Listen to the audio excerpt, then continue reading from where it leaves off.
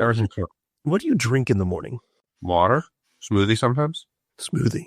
No, like orange juice or apple juice or anything to get started for the day. Sometimes if I'm traveling, I'll have an apple juice or orange juice. Rarely at home. Really? Yeah. I just don't know what my life would be like if I didn't drink coffee in the morning. Like I can't picture it. You know what I mean? Yeah. I have thoughts of what mine would be like if I did. Probably be bouncing off the walls. You might actually be productive. Wow.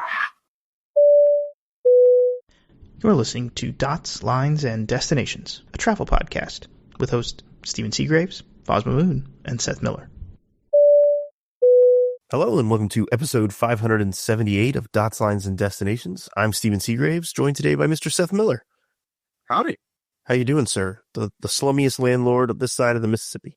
Listen, okay, there's a few Seth Millers in this world, and just because the mayor of New York City is using my name to attack people doesn't mean it's necessarily me. He's taking your name in vain. Yeah, on the plus side, I knew there was a terrible landlord named Seth Miller because I get emails of people trying to sell him stuff all the time.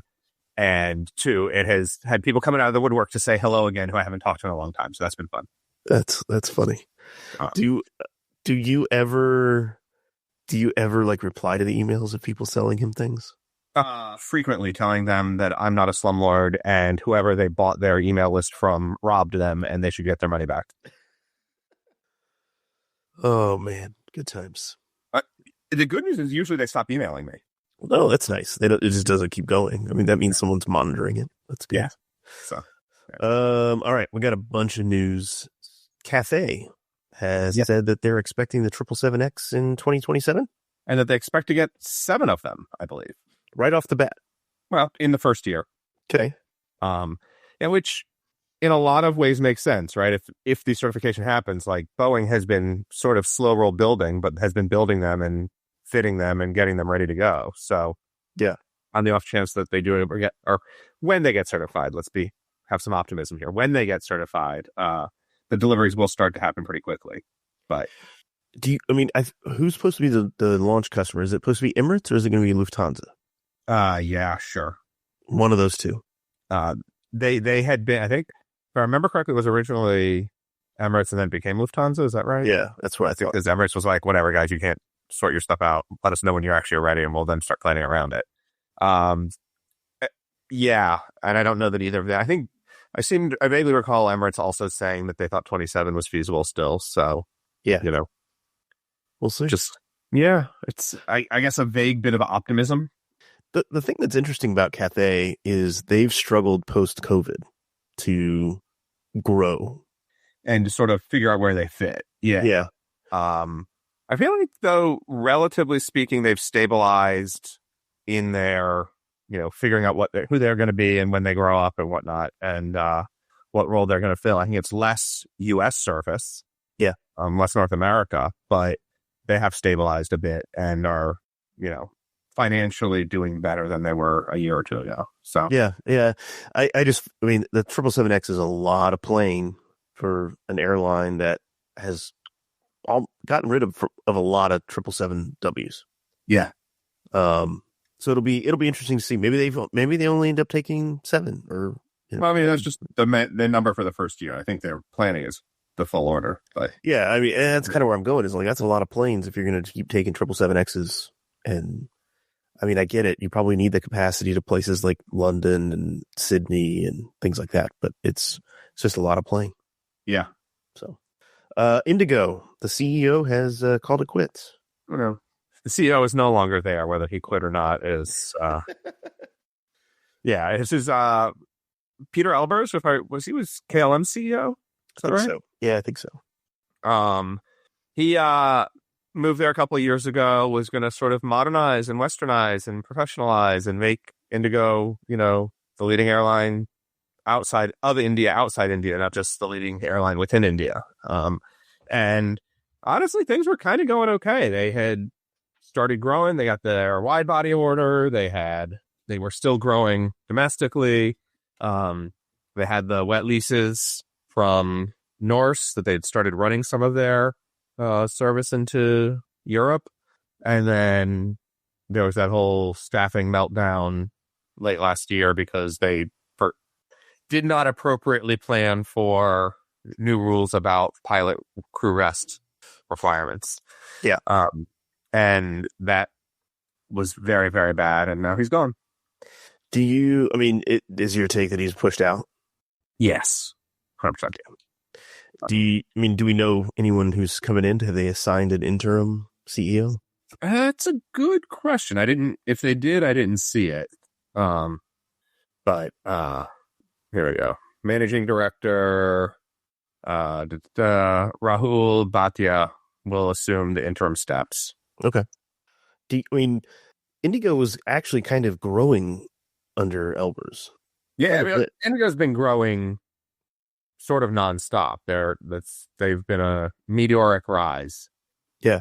Because they started buying 787s, right, from Norse, so the Norse is a wet lease. I think what they bought, the announced order, if I remember correctly, was Airbus. Oh yeah, they have A350-900s. Yeah, 60 of them. Yeah, right. And they currently have 400 planes flying 2,200 daily flights. Yeah, in and around India. So, and by around, definitely plenty of international service. But, yeah, and Bhatia, the guy coming back, is one of the original founders. So, anyway, yeah, leading them into the staffing meltdown, not a great look. No. I wonder if they've had some issues with just overall performance lately, with everything going on in the world. But it's hard to tell. Yeah, I don't think. What I would say is they certainly have some exposure with Middle Eastern routes. Yeah, not a ton. They were more than not. They were partners with everybody who was coming into India and moving people around within India for them, rather than connecting them from other places into India. If that makes sense. Yep. They had some routes onward, but because of bilaterals and things like that, they didn't necessarily have route authorities to fly to a lot of the other countries that are affected. But, everybody who moves people between India and the Middle East is impacted right now. Yeah. Which, by the way, spot prices for jet fuel, yikes. What are we at now? Depends on where in the world you are, but close to 200 in some places per barrel. Yeah, not good. Sorry, hang on. I actually have some charts here that are exciting. The Airlines for America jet fuel spot prices over the past 60 days. Price on Friday, March 13th was $3.99 a gallon, which is their average for Chicago, Houston, Los Angeles, and New York. That's up from $2.50 on February 27th. Wow. Yeah.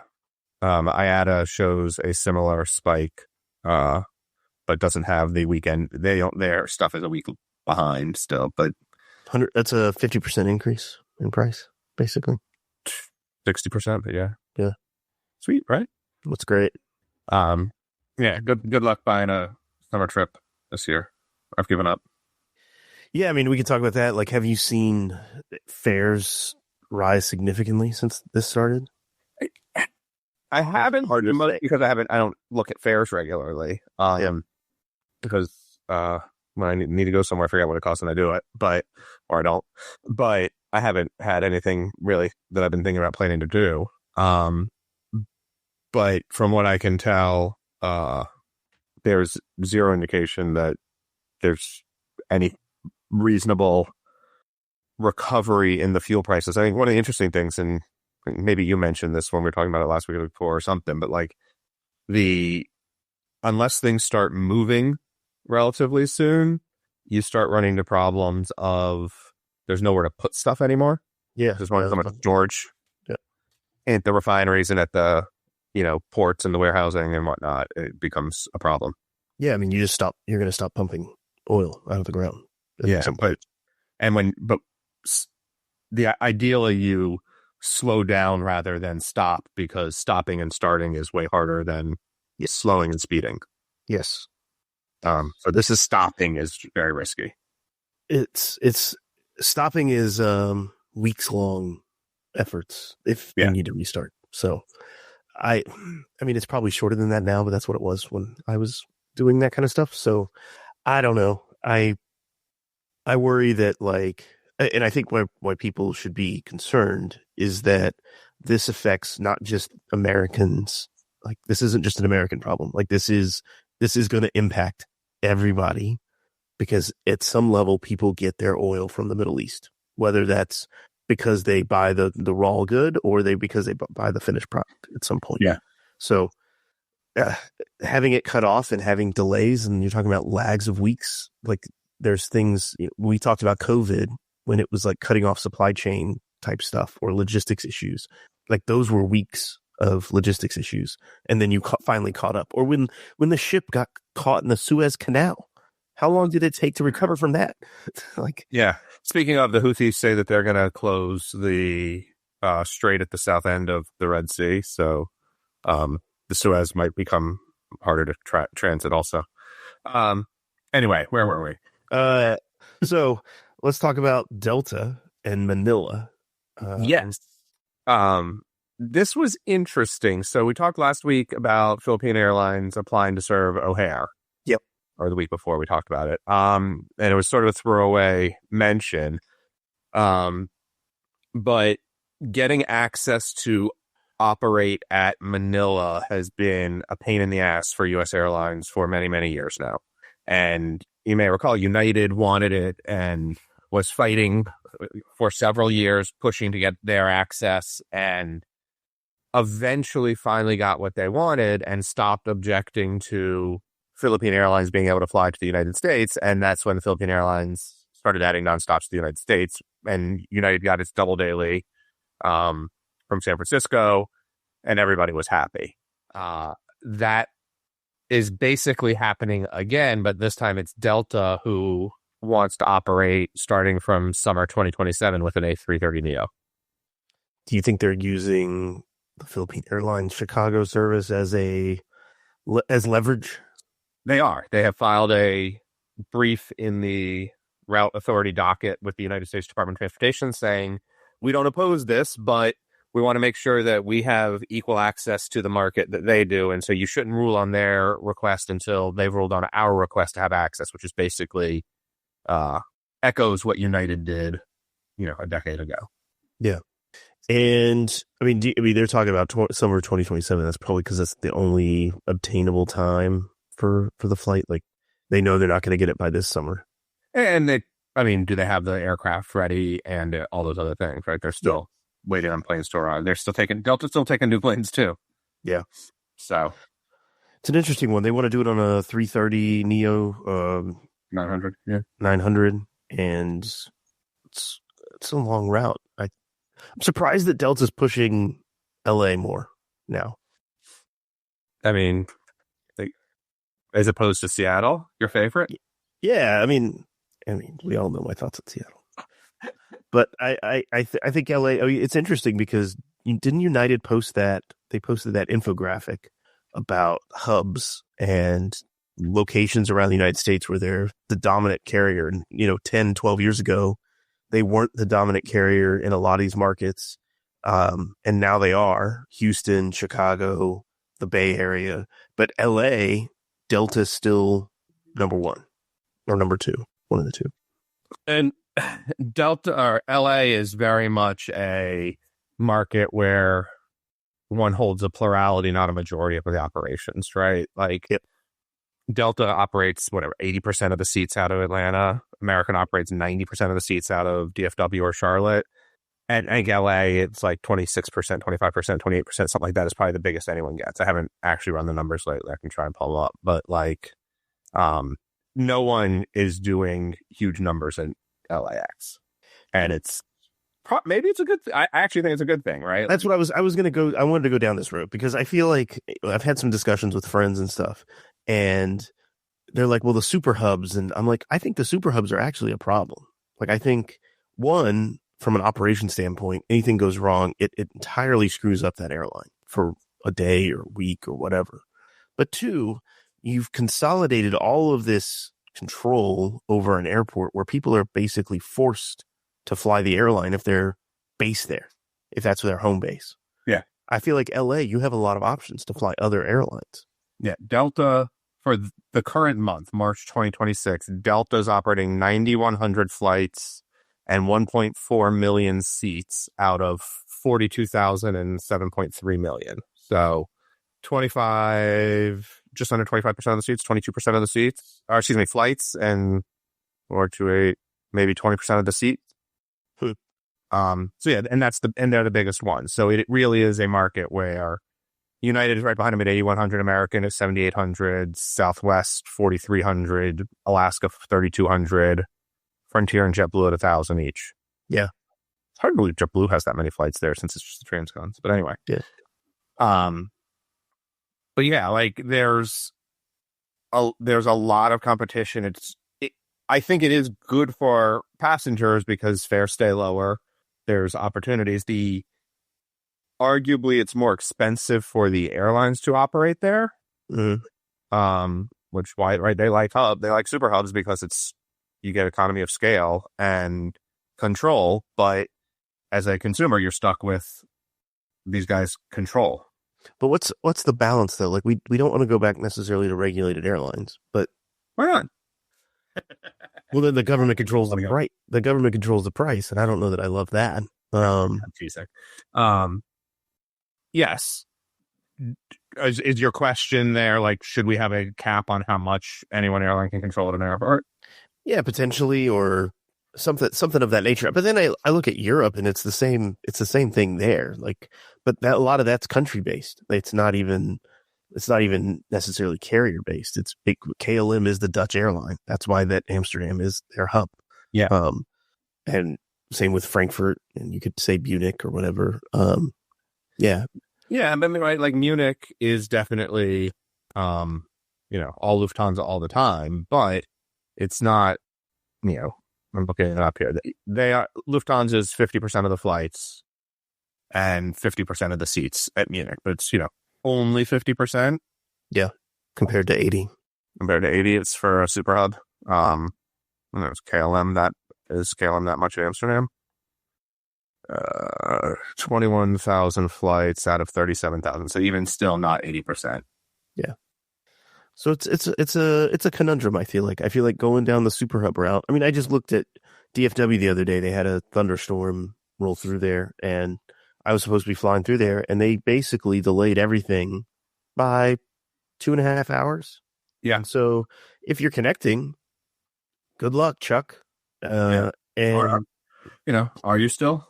Yeah, exactly. You're spending the night. Like I called her, I was like, I just need to cancel this. And she's like, oh, well, we can get you on a flight tomorrow. I'm like, that doesn't help me. Like I don't want to spend the night in Dallas. Sorry. So, anyway, back to LAX. I think it's interesting that Delta's, I mean, it makes sense from the perspective that they want to keep up their, service there. And this is another market where they don't have a partner that can fly it. So I get why they want to put their metal on it. It's just interesting to see what they choose to put at Seattle and what they choose to put at LAX. Yeah. Well, and Seattle is kind of full. Yeah. Yeah. I asked them about yesterday.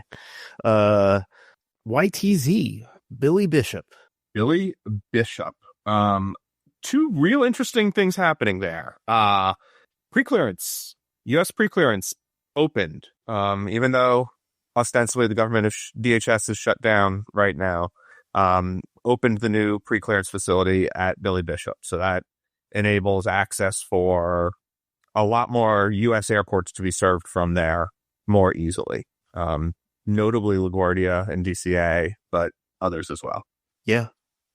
That's pretty awesome. I mean, do you think they start some cool little like routes to places that don't necessarily have immigration? Well, Air Canada's starting with LaGuardia, end of the month, in a couple weeks here.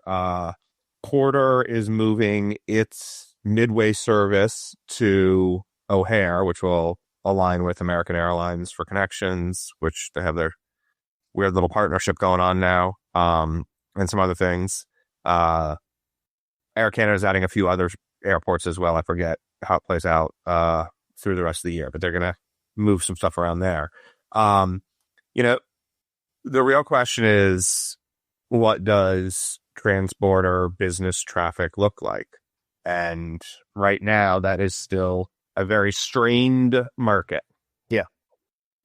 But presumably at some point that will get sorted and there'll be a rebound. The question is, how long will it take and how long will the airlines then take to react after that and sort of backfill?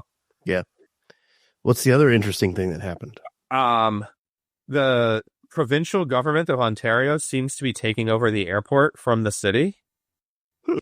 And Doug Ford, who's the premier, wants to extend the runway and start flying jets there, which basically the only plane that can fly in and out right now is the Q400 based on noise profiles and what's permitted and, capacity and all those things. So there was a local vote resolution, whatever, a couple years ago, I assume now.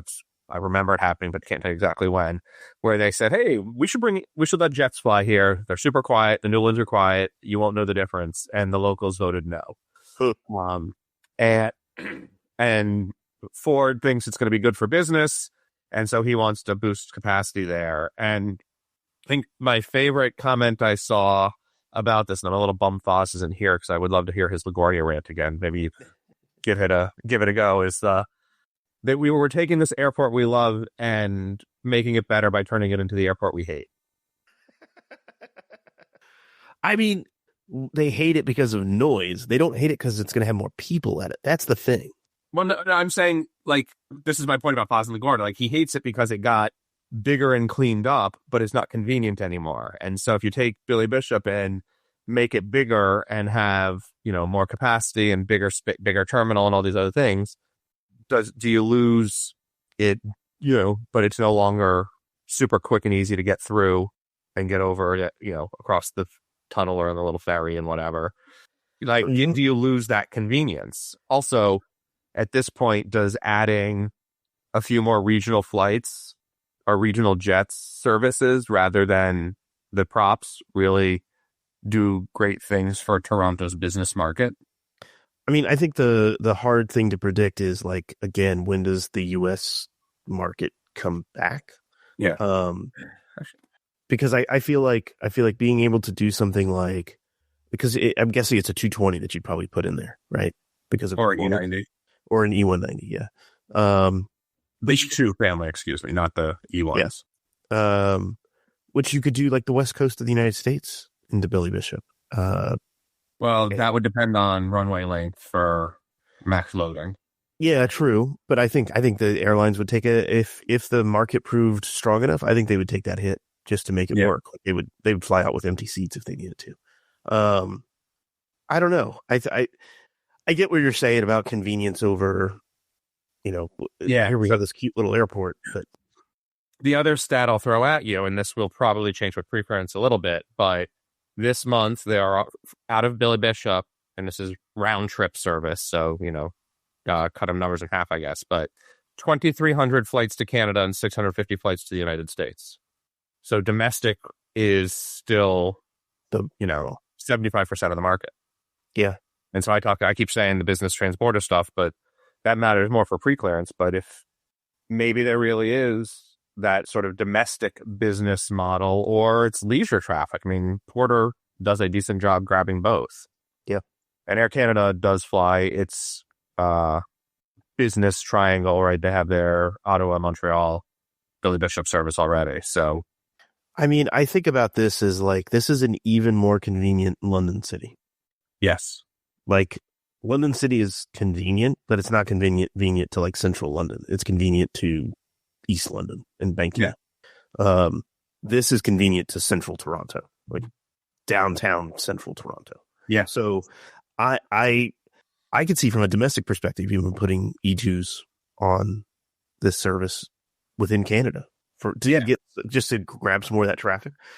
I didn't realize that there's actually people who live on the island.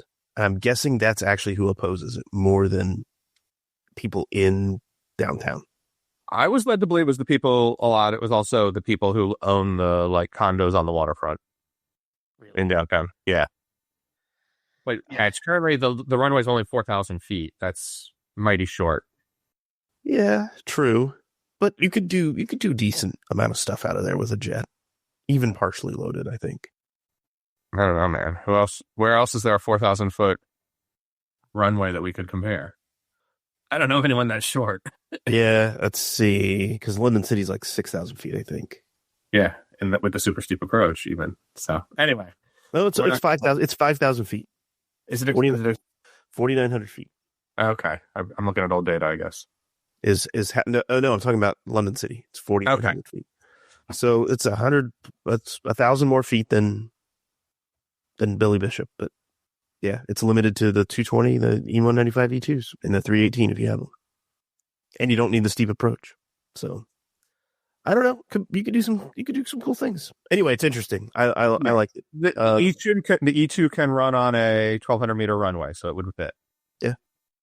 Okay. So, I think there's some opportunity there. Like they could do probably Winnipeg or Calgary.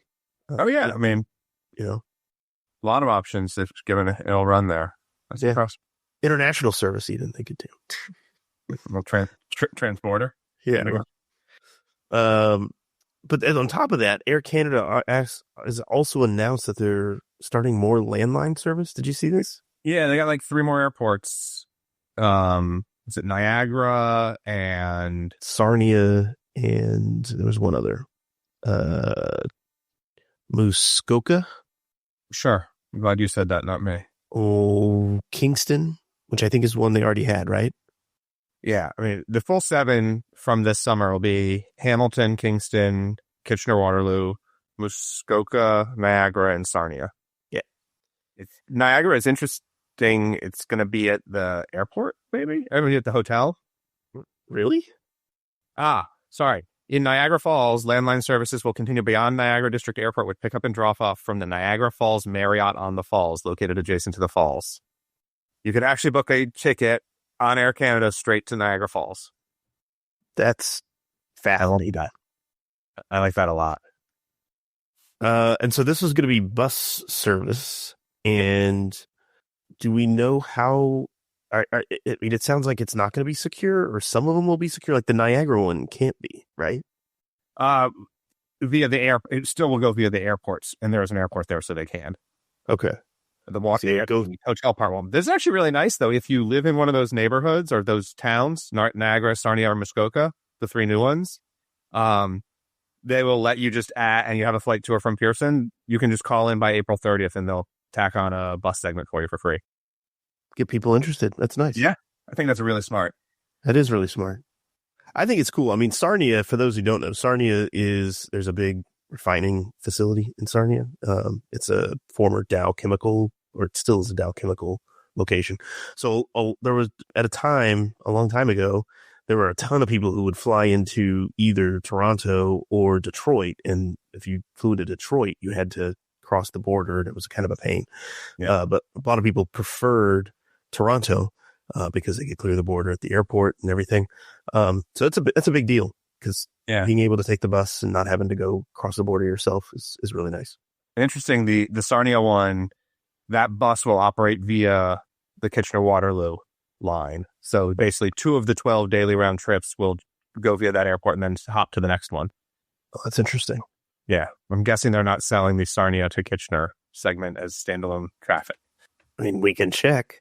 It's still Fifth Freedom? No.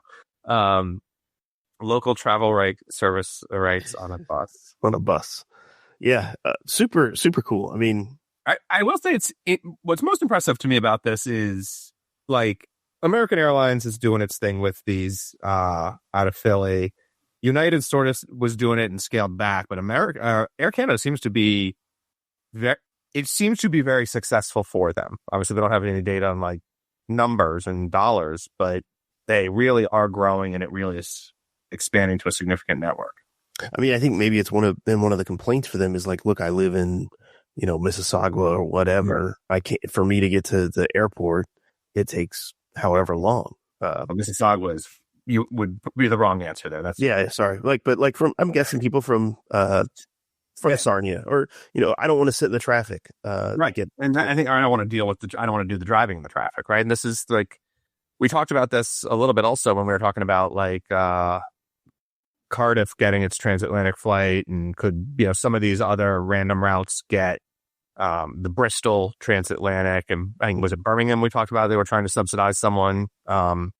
And, there are all these airports that like ultimately people just drive down to London for, or up to Manchester, because it's a couple hours and it's annoying, but that's where the service is and that's where the flight options are. And this is a couple hours, but someone else is doing the driving for you. Yeah, exactly. If you can get off and I mean, it's kind of like you, right? If you had Delta service on a bus to near your home, to Portsmouth, where the Pease Airport and the bus station is at the end of the effing runway. Yeah. I would kill for that to just be able to clear here and be in Austin. Exactly. Yeah. I'm taking the bus anyways. I'm paying the $30 anyways. Let me clear security here. Yeah, it would change your experience significantly for the better. Yep. Gall A330s. What's going on? So we talked about these a little last week with the 339s and whatever, and we were guessing at routes that they were going to serve. It turns out we need not have guessed because they have announced some of them. Rio to JFK is coming this summer, 3 times a week in July, and then Rio to Orlando will be added after that. Their U.S. service today is on the MAX 8s, and that comes from Recife and Brasilia up in the further north. Yep, it's Brasilia. But yeah, it comes on 737 Maxes from further north, and so this lets them get into the bigger, more competitive markets. But don't worry, they're still a low-cost carrier. I mean, serving Orlando. I mean, I guess everybody wants to go to Disney. I don't. Yeah, that actually is a massive market for Brazil. Yeah. It's not that surprising that they're focused on Orlando rather than Miami or Fort Lauderdale. Yeah. That's pure holiday traffic, and there's a lot of demand there. I don't get it. But... It's crazy. And then Global Entry is back. Can hit this Global Entry? Yeah. It's reopened. They closed it down for a while again with the DHS shutdown, the partial government shutdown, but we've reopened it because it turns out that that stick didn't work. But there are some terrible security lines because it's spring break and there have been more call outs by TSA folks who are still not getting paid. Yeah. But because it's only a partial government shutdown, it's not getting quite the same media play as it was when it was a full government shutdown. So I think it's still getting. I think it's getting the play. It's just not getting the play by the audiences or by the media outlets that care. And there's other, shall we say, geopolitical and global news that might be dominating. Yes, exactly. Cool. Well, we're going to talk about some Aegean news. We're going to talk about some fairly big Southwest news. What's that? A lot of Southwest news, some Austin news, and some London Heathrow news for our Patreon supporters. So thank you for listening. If you're not a Patreon supporter, thanks for listening. We appreciate it. You can become one. We have two. Robert G and Gullum M. Thank you. If I didn't say your name correctly, I apologize. But thank you for supporting the show. And yeah, we'll talk to you next time. Happy travels. Take care.